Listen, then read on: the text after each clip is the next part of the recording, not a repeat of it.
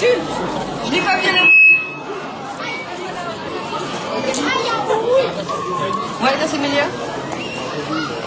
Alors vous m'excuserez parce que par les droits, il faut si nombreux, je n'ai pas bien l'habitude.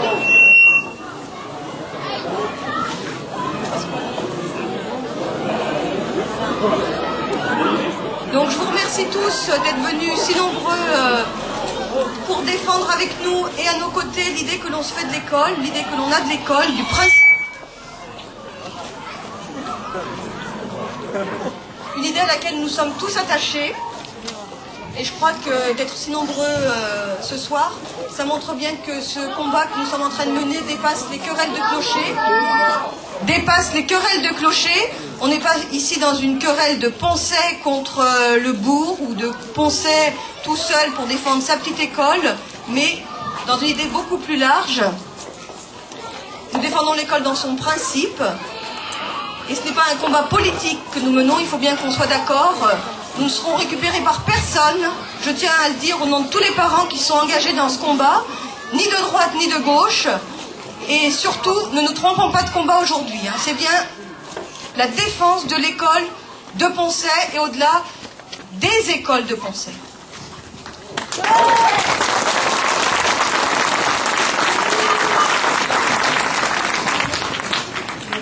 Alors si c'est pour sauver notre école à laquelle nous sommes attachés et que la municipalité a décidé de fermer brutalement, que nous sommes rassemblés aujourd'hui, et encore une fois merci d'être à nos côtés pour ce bras de fer que nous allons mener, non pas, et c'est surprenant, contre une décision de l'inspection académique, comme c'est souvent le cas, mais contre une décision de la municipalité.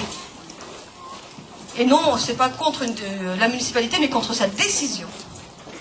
Alors cette décision, elle est incontestablement antidémocratique, parce qu'à aucun moment il n'y a eu d'information auprès de la population givrotine, et encore moins de concertation. Elle a été prise en totale opacité, je dirais même sous le manteau, et c'est parce que nous avons découvert le poteau rose un petit peu trop tôt à leur goût, qu'ils ont mis un petit peu les bouchées doubles pour faire de la communication, pour essayer d'anticiper justement sur notre combat. Et après un silence de plusieurs mois, malgré nos inquiétudes répétées, qu'ils ont balayé d'un revers de main, aujourd'hui ils se précipitent et ils nous brandissent un argument sécuritaire et sanitaire. Alors maintenant, quand on entend M. Villeray affirmer sans preuve, ou en tout cas sans preuve incontestable, qu'il l'a dit dans la presse, et c'est paru ce matin, que l'école maternelle de Poncet conduit, je vais vous lire la phrase parce que là, elle mérite d'être lue, l'école maternelle de Poncet conduit à l'exposition à l'amiante enfants et adultes. Je crois que déjà, bon là c'est un petit peu le professeur de français qui va parler, il aurait pu avoir la prudence d'utiliser un conditionnel, parce que conduit sans preuve, je crois qu'il aurait pu dire conduirait s'il y en a, et ce n'est pas ce qu'il a dit. Donc là, nous sommes sous le choc, parce qu'il dit que c'est inadmissible qu'on continue d'accueillir nos enfants dans ce préfabriqué qui est derrière vous, et il nous culpabilise et nous reproche finalement de ne pas être face à nos responsabilités de parents. Et je crois que c'est inadmissible de la part d'un maire de dire ça aux parents que nous sommes, parce que nous sommes ici pour défendre le bien-être de nos enfants et non pas pour les mettre en danger.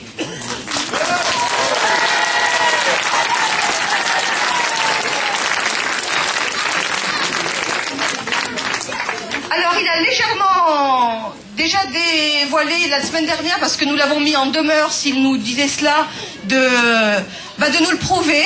Il a dit que oui, il ferait des prélèvements. Il a dit dans les semaines qui viennent. Nous on a dit on ne veut pas attendre des semaines, c'est tout de suite. Et dès ce matin, sous notre pression, il a mis des capteurs d'air. Donc il l'a fait contraint par notre mobilisation. Et je crois qu'il doit nous en remercier. Alors mais maintenant, quand on dit que on veut tuer son chien, non, c'est pas ça. Quand on veut tuer son chien, on dit qu'il a la rage. Et bien pour tuer l'école de Poncet, on dit qu'elle a de l'amiante. Je crois qu'il faut revenir à la raison, dédramatiser ce débat et revenir à des choses quand même plus posées, rétablir une certaine vérité, parce que nos enfants qui sont ici et qui sont scolarisés dans l'école commencent à s'inquiéter de toute cette pression, de toute cette mobilisation et de toute cette inquiétude qu'il brandit au-dessus de nos têtes. Alors la vérité, elle est bien simple, je vais vous la dire. les véritables intentions de la municipalité, elles ne sont absolument ni sanitaires ni sécuritaires. C'est le prétexte qui est invoqué. Mais, eh bien, hélas, notre population givrotine vieillit et la population du bourg proprement dite est en baisse d'effectifs sur les classes et on risque, hélas, je le répète, de perdre 2 classes, l'une à la maternelle et l'une à la primaire. Je dis bien on parce que ce sont nos enfants. J'ai moi-même un enfant scolarisé dans chacune des écoles. Donc je ne me bats pas pour l'une ou l'autre des écoles. Donc cette suppression de classe, il ne la combat pas à aucun moment, mais il est en train de la négocier à l'inspection académique et finalement de faire des compromissions. Donc, si on résume, c'est une logique simplement comptable qui anime cette décision.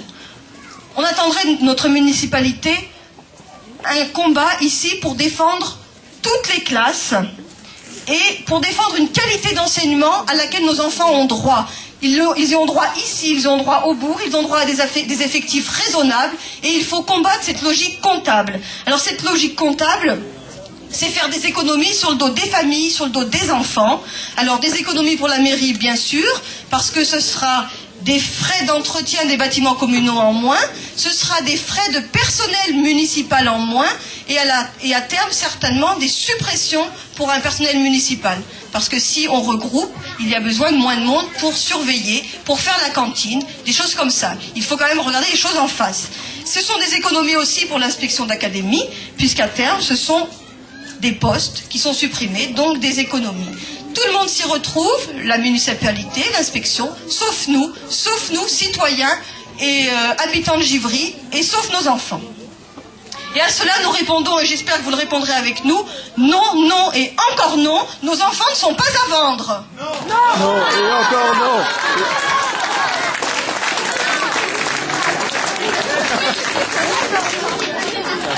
Alors maintenant, on peut aussi entendre la municipalité, il y a peut-être un risque. Pour l'instant, il n'est pas avéré, il est supposé de l'amiante. Alors si le risque est effectif, eh bien déjà, ils auraient pu mettre en place un principe de précaution. On le leur reproche. Si le risque est effectif, eh bien, ils auraient pu aussi envisager d'autres solutions que celles qu'ils envisagent. Et la solution, c'est la fermeture pure, simple et définitive. Et non pas simplement de la maternelle qui pose problème, mais de l'ensemble des bâtiments et de l'ensemble de l'école. Et ça, c'est encore non.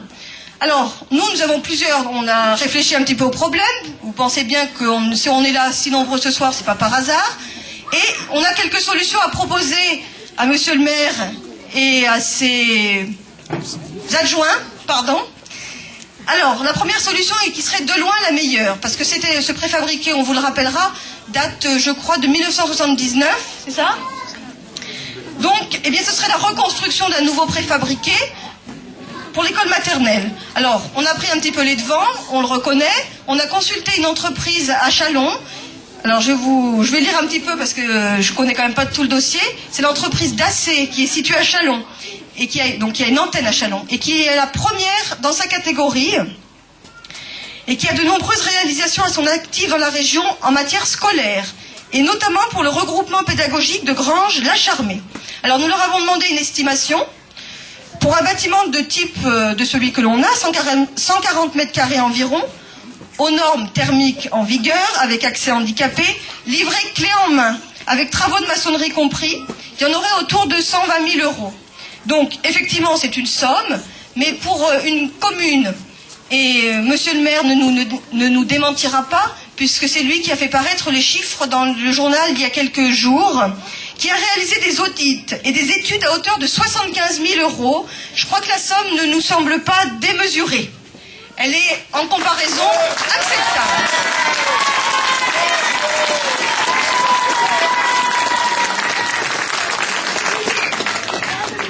Alors on a d'autres solutions.